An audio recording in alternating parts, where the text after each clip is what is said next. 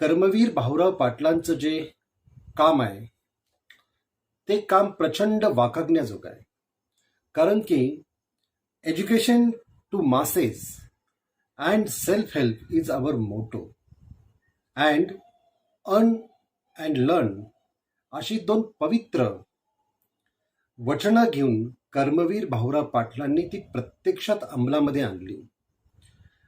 आणि एक समाजामध्ये प्रत्यक्ष कर्म काय असतं, ज्याच्यातून खऱ्या अर्थाने समाजसेवा ही घडत असते, ते कर्म त्यांनी सिद्ध केलं म्हणून तर त्यांना आपण कर्मवीर असं म्हणतो. त्यांचा जन्म 22 सप्टेंबर 1887 साली कुंभोज, कोल्हापूर जिल्ह्यातील गाव. या गावामध्ये पायगोंडा आणि गंगूबाई जैन, म्हणजे पूर्वीचं त्यांचं आडनाव देसाई असं होतं, तर यांच्या पोटी त्यांचा जन्म झाला. लहानपणापासूनच अत्यंत शरीयष्टीने व्यवस्थित आणि लहानपणापासूनच अगदी अन्य अत्याचाराच्या विरोधात उभे ठाकणारे असे कर्मवीर भाऊराव पाटील हे एनवडे या ठिकाणी, म्हणजे सांगली जिल्ह्यातील, प्राथमिक शिक्षण जे त्यांनी त्या ठिकाणी प्रथम घेतले. पुढे ते कोल्हापूरला आले. कोल्हापूरला त्यांनी इंग्रजी शिक्षण 6वी पर्यंत घेतलं. आणि हे इंग्रजी शिक्षण घेत असताना अभ्यासामध्ये इतकी त्यांची प्रगती नव्हती. म्हणून त्या काळामध्ये शाहू महाराजांनी आपल्या सगळ्या शिक्षकांना सांगितलं, तुम्ही काही करा आणि भाऊरावांना 6वीच्या पुढच्या वर्गामध्ये म्हणजे 7वीमध्ये घाला. परंतु शाळेतले शिक्षक असे म्हटले की त्यांची शाळेतली जी प्रगती आहे ती इतकी म्हणजे वाखाणण्याजोगी नाही की ज्यांनी आम्ही त्यांना शाळेमध्ये पुढच्या वर्गात घालू शकू. आणि म्हणून त्यांनी भाऊरावांना पुढच्या वर्गात घातलं नाही.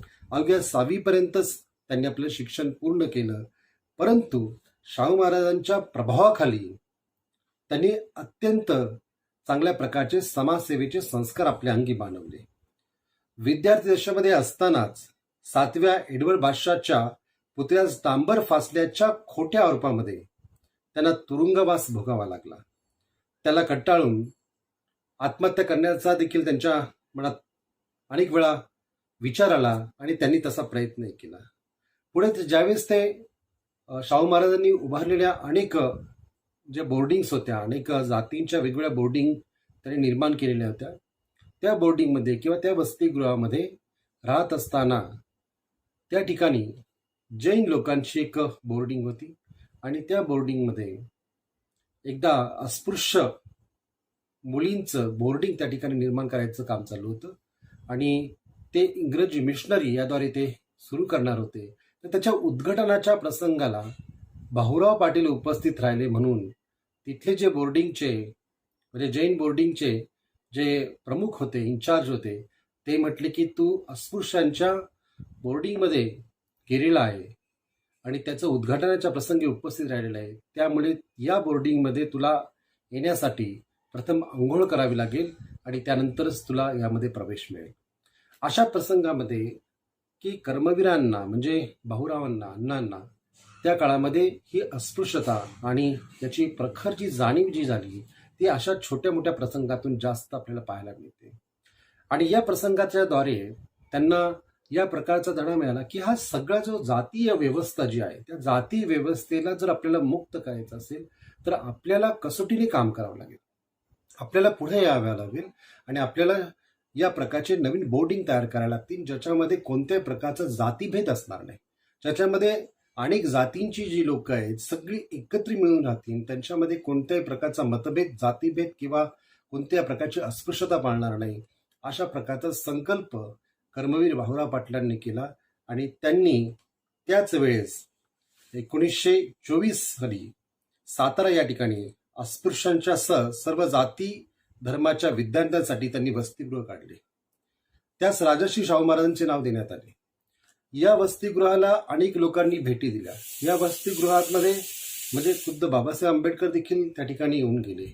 बाबासाहेब आंबेडकरांनी त्या काळामध्ये 25 रुपयाची देणगी ही कर्मवीर भाऊराव पाटलांनी उभारलेल्या या शाहू महाराज वसतिगृहाला देण्यात आली होती. त्याचप्रमाणे जे काही त्यांनी अनेक वसतिगृह उभारले, म्हणजे सयाजीराव गायकवाडांनी भेट दिलेली आहे, महात्मा गांधींनी भेट दिलेली आहे. तर सांगण्याचं तात्पर्य एकच आहे की शिक्षणाचा जो वटवृक्ष त्यांनी निवडला होता, हा वटवृक्ष एक प्रकारचा मानवता धर्म स्थापित करण्यासाठी होता. या वटवृक्षाच्या द्वारे त्यांनी अनेक प्रकारचे जातीभेद मोडण्याचे प्रयत्न केले. या वटवृक्षाच्या द्वारे त्यांनी अनेक प्रकारे गावोगावी खेडोपाडी जाऊन अनेक मुलांना एकत्रित केलं. त्या मुलांना त्यांनी शिक्षणासाठी आपल्या वसतिगृहामध्ये घेऊन आले. असे त्यांनी सातारा, सांगली किंवा कोल्हापूर या ठिकाणी अनेक वसतिगृह उभारली.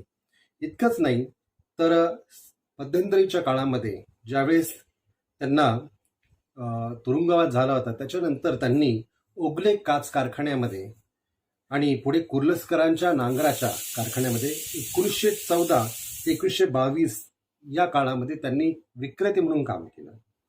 या काळामध्ये त्यांनी ठिकठिकाणी खेडेगावामध्ये हिंडल्यामुळे जनतेचं दारिद्र्य, शिक्षणाचा अभाव याची त्यांना जाणीव झाली. म्हणून त्यांनी दुधगाव, सांगली या ठिकाणी पहिलं आश्रम काढलं. कराडजवळ काले या गावी त्यांनी पहिले वसतिगृह काढले, ते 1919 साली.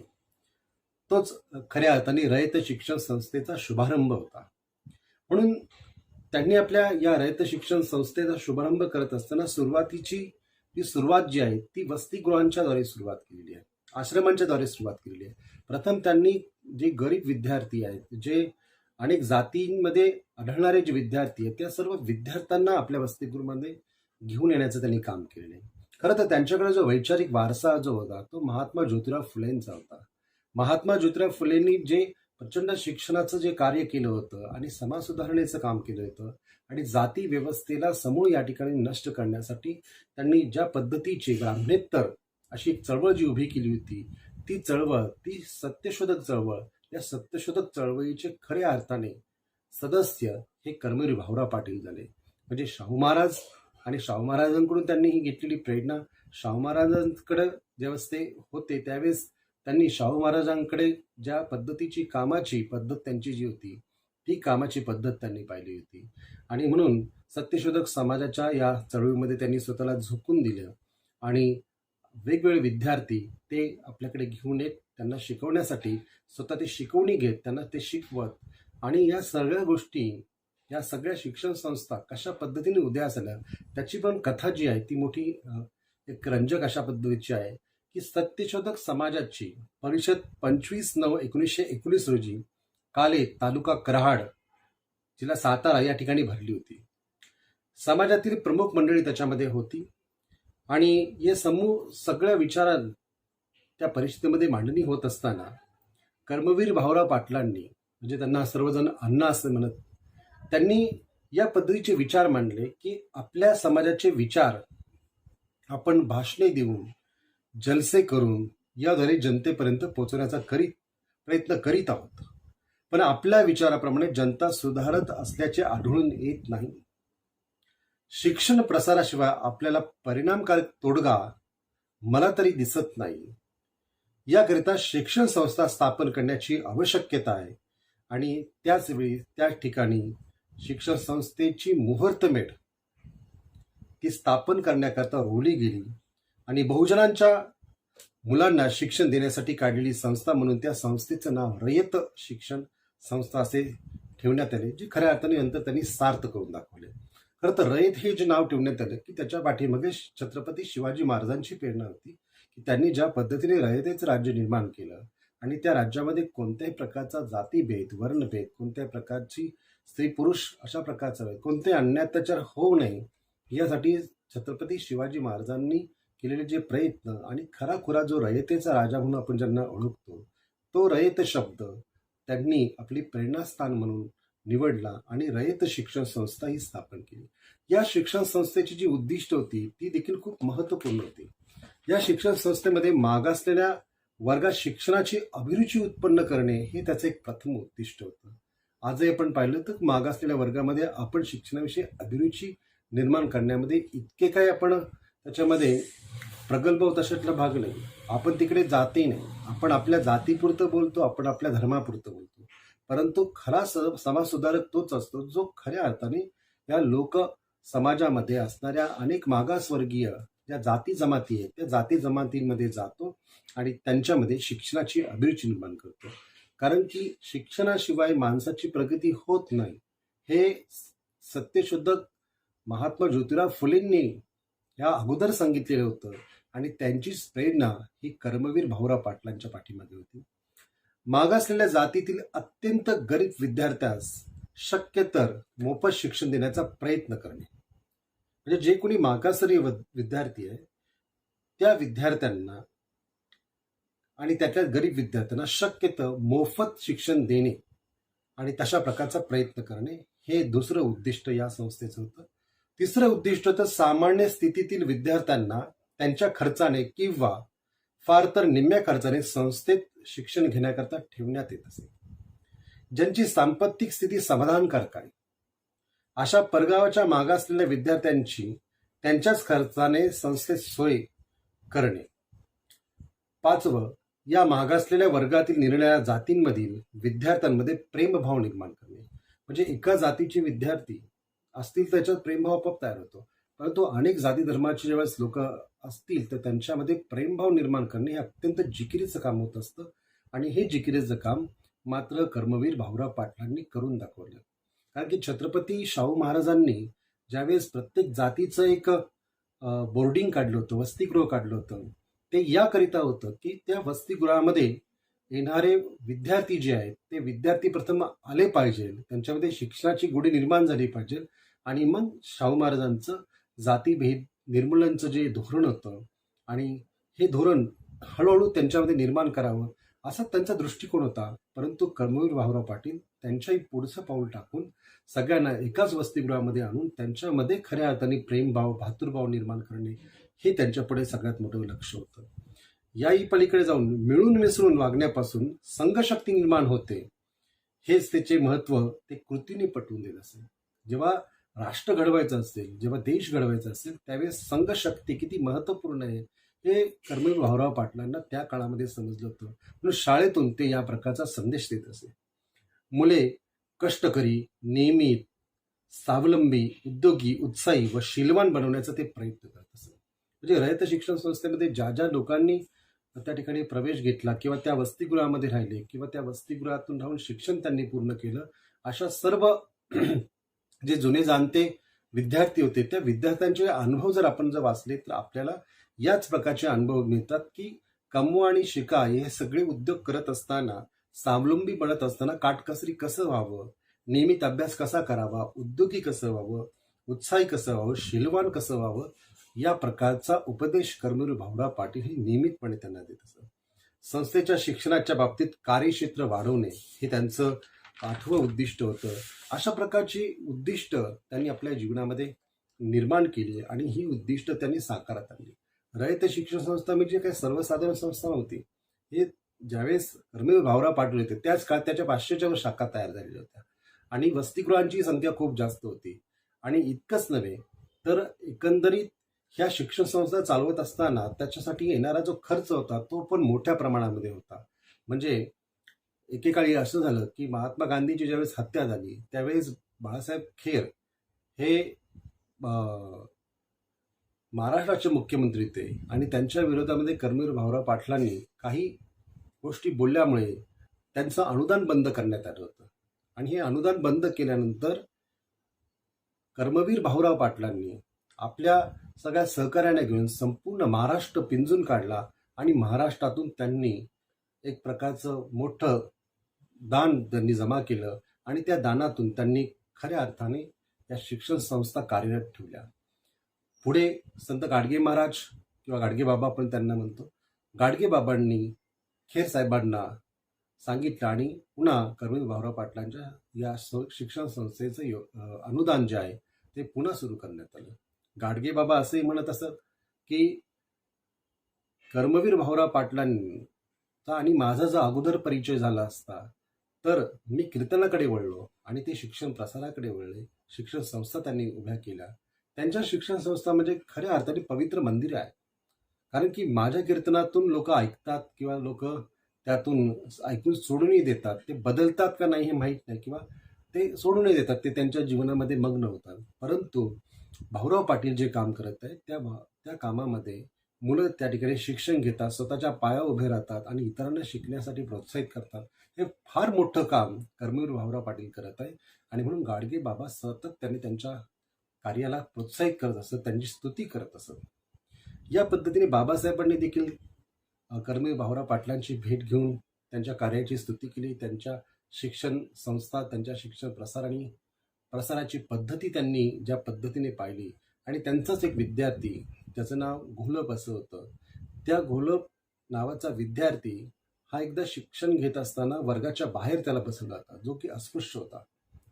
आणि तो घोलप नावाचा विद्यार्थी, त्याला कर्मवीर भाऊराव पाटलांनी आपल्याकडे सोबत घेतलं, आपल्या वसतिगृहामध्ये ठेवलं आणि त्याच्या शिक्षणाची सर्व व्यवस्था केली. या प्रकारे तो शिक्षित झाल्यानंतर बाबासाहेबांनी ज्यावेळेस मुकणाक हे पत्र काढलं तर त्याचे संपादक जे आहे, संपादक म्हणून घोलप यांची नियुक्ती केली होती. म्हणजे हा एक जो काही दुवा आहे या समग्र चळवळीचा किंवा या सत्यशोधक चळवळीचा, हा दुवा या प्रकारचा आहे. आणि म्हणून ज्यावेळेस बाबासाहेबांना देखील गाडगे महाराजांनी त्यांच्या सर्व जमिनी ज्या आहेत त्या जमिनींची सर्व कागदपत्र बाबासाहेबांना सुपूर्द केली, बाबासाहेबांनी ती कागदपत्र पुन्हा कर्मवीर भाऊराव पाटलांना दिली आणि त्यांना त्या ठिकाणी शाळा किंवा संस्था काढण्यासाठी प्रोत्साहित केलं. कर्मवीर भाऊराव पाटील यांनी इतकं स्वतःला वाहून घेतलं होतं की अंधश्रद्धा, अनिष्ट चालीरीती, रूढी परंपरा, जाती व्यवस्था या सगळ्या गोष्टी आपल्या शाळेतून विद्यार्थ्यांना शिकवण्यात याव्या आणि त्या विद्यार्थ्यांना शिकवत असताना विद्यार्थी त्या पद्धतीने घडावे आणि या पद्धतीने त्यांनी बदलावं, या प्रकारची त्यांची भूमिका असते. प्राचार्य शिवाजीराव भोसले यांनी एक आठवण त्यांच्या व्याख्यानामध्ये सांगितलेली. ती आठवण या प्रकारची की ज्यावेळेस ते साताऱ्यामधल्या वसतिगृहात शिक्षण घेत होते तर कर्मवीर भाऊराव पाटील त्यांना एक दिवशी असं बोलले की तू इथल्या शब्दांचा अर्थ समजून घेतला पाहिजे. इथले जे शब्द आहेत या शब्दांची परिभाषा वेगळी आहे. ही परिभाषा म्हणजे जसं पेढ्याची परिभाषा इथे ही आहे की जो रात्रीच्या वेळी स्वयंपाक केलेला असतो, ज्यातून ज्या भाकरी उरलेल्या असतात त्या भाकरी दुसऱ्या दिवशी तव्यावरती भाजणे, त्याला तेल मीठ लावणे आणि ते तेल मीठ लावून त्या खाणे, त्याला आम्ही पेढे असं म्हणतो.